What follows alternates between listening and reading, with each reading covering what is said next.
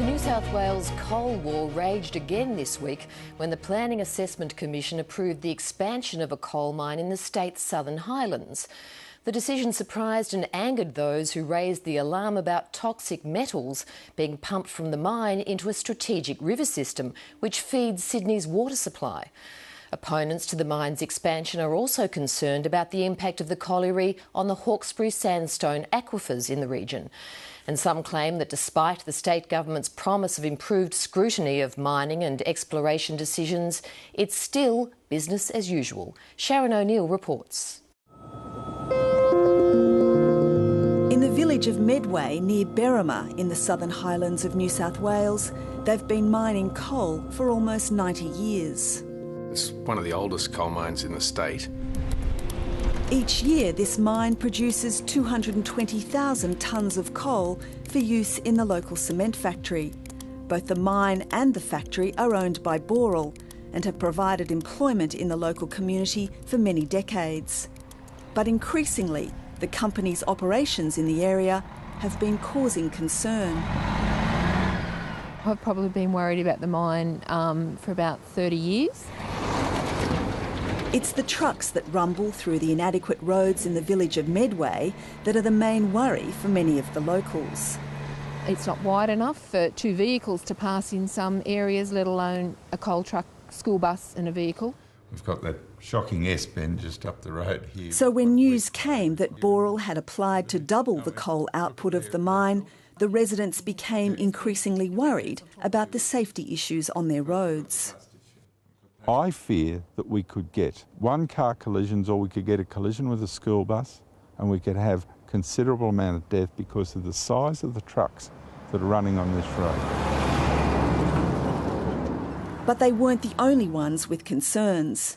In nearby Sutton Forest, Boral's expansion plans were causing much consternation amongst the landowners. The coal seam runs right under the Hawkesbury sandstone aquifer, and that continues right from Berrima right across into Sutton Forest. So essentially, whatever has happened historically in Berrima is a good proxy for what could happen in Sutton Forest. We're going to need about another 100 of these. Peter Martin is the convener of the Southern Highlands Coal Action Group. Much of the land around Sutton Forest is covered by a coal exploration lease held by the majority Korean-owned company Hume Coal. The group has taken a keen interest in Boral's expansion plan. We started to get into the documents and discovered there was some serious toxic metals being pumped into the Wingecarribee River with the effluent coming out of the mine, and that was almost an accidental discovery.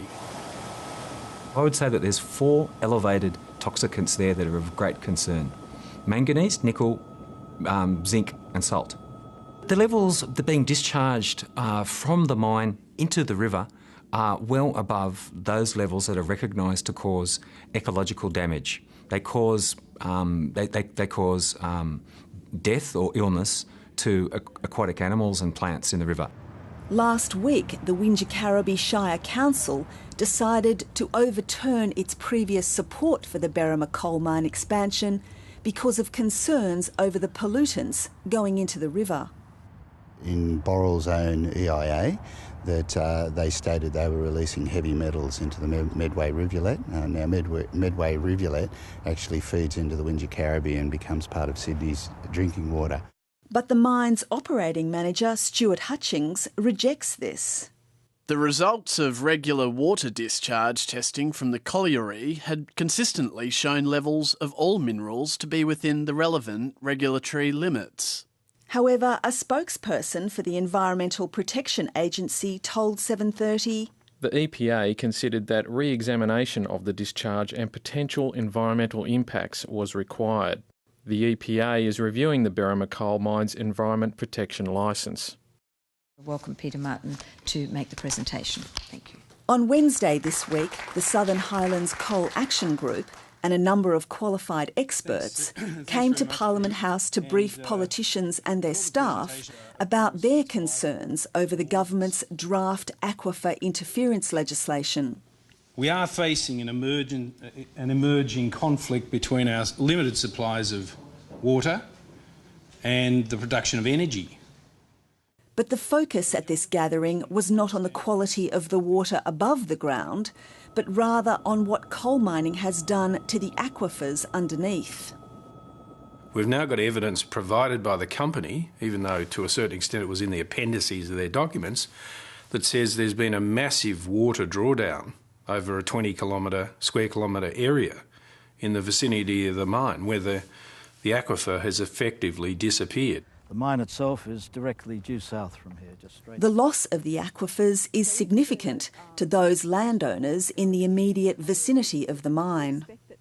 What I'm really interested to find out is whether the area that has been mined has recovered in any way, shape or form, because it would appear from the data we've seen that once the mining has been done, the aquifer systems are basically destroyed.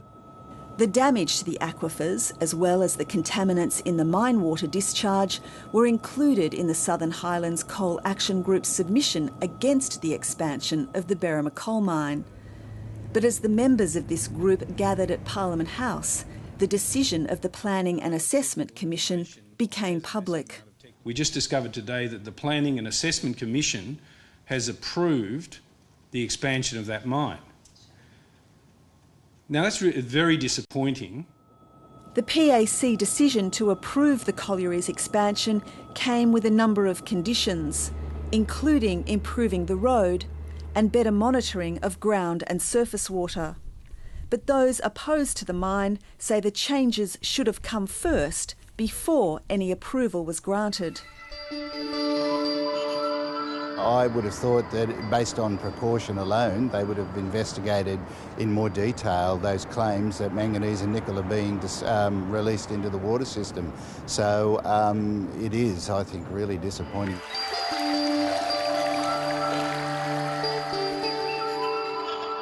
The idea that you can apply what they call adaptive management, in this case we think is a nonsense. You can't repair a destroyed aquifer. You can't take metals out of a river once they've been put in.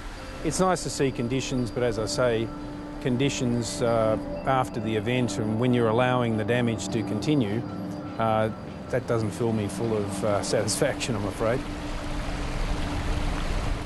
Sharon O'Neill reporting there.